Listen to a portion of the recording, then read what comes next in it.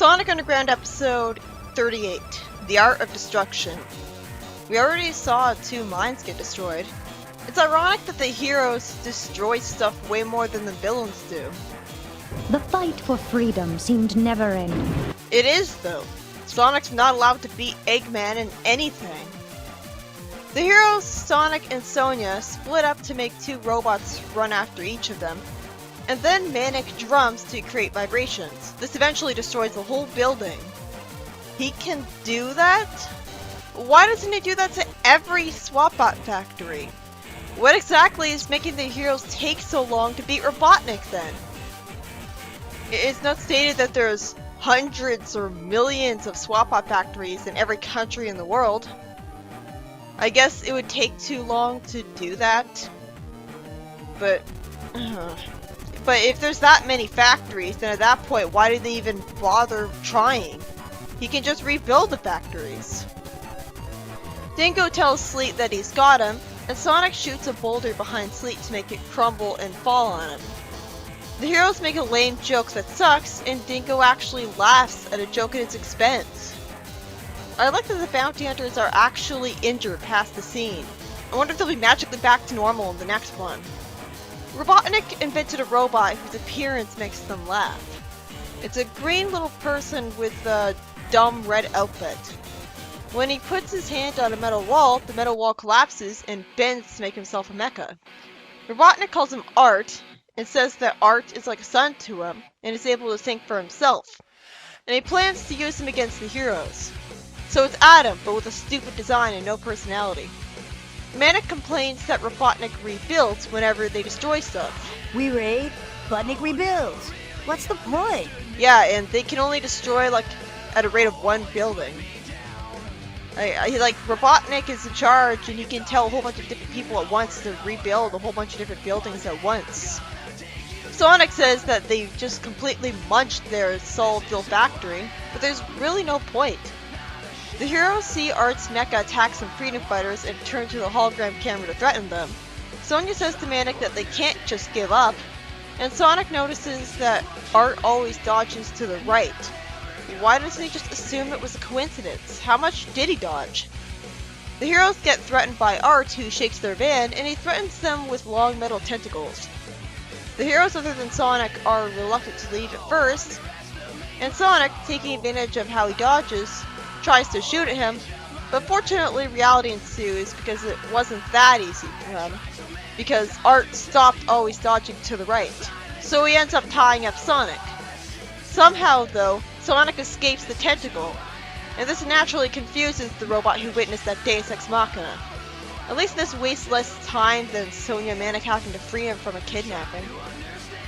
Robotnik covers the bounty hunters in stuff like mud that I guess healed them. Oh, very nice. Much better. Then he tells them that he plans to make them clean the bathrooms at his headquarters, which haven't been cleaned in months. Wouldn't Robotnik get so sick of that bathroom that even he would take it upon himself to clean it? Or at the very least, tell someone to clean it a lot earlier? That was a forced joke. Sonic's threatened by lasers and the heroes dodge them, and Manic grabs a rope to avoid falling into the lava. Sonic shoots Art with his laser, and he gets threatened by the lasers again. I like that Art calls him an evil hedgehog. It explains why he hates him. Sonic tricks him into falling into the lava by moving around him, and for some reason Sonic looks like he's covered in a blue aura while he floats down. But nobody questions it at all. This briefly made me wonder if he was replaced by a doppelganger that Art shapeshifted into. But that would have been too interesting. Instead, Art's metal is awesome enough that he survived the lava and crawled out of it after an eternity for some reason. Then he smacks the wall to fix his mecha suit and says no problemo about the idea of destroying the heroes. Sonia tells Manic to get over it, and she tells him to let the music move him. Don't tell me that Manic, naturally being angry and cynical at the futility of his work, will be gotten rid of with a mere song? Art hesitates to attack the heroes because of playing music, and I guess he likes it. But that doesn't stop him from tying them up. He says no spin to Sonic, and then he tells them to make more of that music before he takes them in, and he actually laughs at the name Robotnik, but it's such a bad laugh that it doesn't really work as a line. He talks too robotic-like for as someone who's supposed to be more than just an AI. See, I get this use of a song. The problem is, again, their singing voices are raspy and awful, so I skipped it. Also, I learned from TV tropes that apparently they got different singers for their singing voices. And yet they still failed to make the singing sound good. How do you do that? Art lets them go and tells them that he wants to be a freedom fighter. Sonic lampshades that he's a fast learner. Yeah, he is. Manic says while suspicion is good when you're on the run, he'll trust him anyways. And Art says that it makes him feel something, which causes Sonic to congratulate him for having feelings.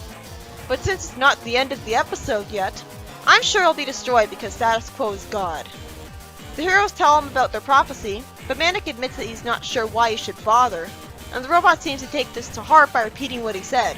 I wonder if this is foreshadowing something. Then the heroes get a message telling them that Robotnik's captured their mother. Art sends tentacles out to open an air duct for them. I keep having to stop myself from calling Art M, because he's a child of Robotnik, even though he looks nothing like her. He reminds me more of Eve with his sheer level of competence. He simply puts his hand into a laser grid and easily lets the heroes in. I guess this is because he's a robot and thus has security access? Then he says a lame one-liner and shoots his tentacles to defeat some SWAT bots, and he's not morally conflicted about killing other robots at all. And he uses electricity from his tentacles to let the heroes head towards their mother.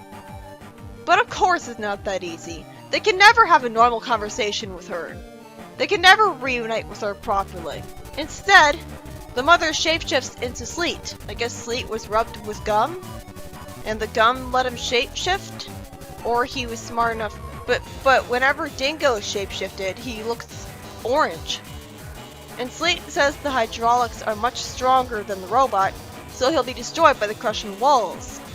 He tells the heroes to shoot the wall with a laser with their weapons. I wonder if he'll die in a heroic sacrifice and waste a character. I think that he should be with some other freedom fighters since he makes the plot too easy and boring. Instead, they'll waste a character, right? He tells them to get out, and he says that he's gonna stay because why bother trying to fight Robotnik? And he tells Manic that it's too late, and if he tries to leave now, he'll be smart. Come on, this feels so arbitrary. Granted, it does make sense that eventually he'd be killed off on a mission, because the missions are dangerous. But that fast? And like Manic said earlier that he learned his lesson about being cynical, but he's right. They're not gonna beat Robotnik. Manic's naturally sad since his being honest about his feelings got someone to kill themselves, robot or not, and the heroes take off. Sonya says that it shouldn't take Manic so long to deliver the explosives, and he says he added 50 kilos, which will vaporize the place.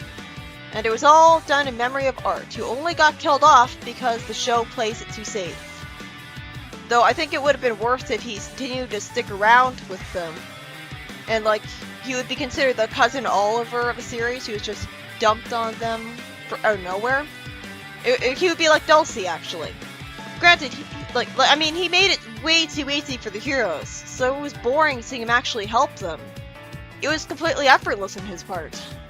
But I liked seeing that his free-thinking AI led him to like their music despite being a robot, and eventually decided to side with them. So I guess their song used magic to brainwash him into realizing they're the good guys. Because just seeing that someone's playing music shouldn't make you think they're a good guy. Either that or the song lyrics had explained that to them. I liked that he seemed like such a threat to Sonic. But ultimately he ended up being symbolic of the show's insistence on playing it safe. Granted, I say this about a character killing himself in a Sonic cartoon, and because of something Manic said at that.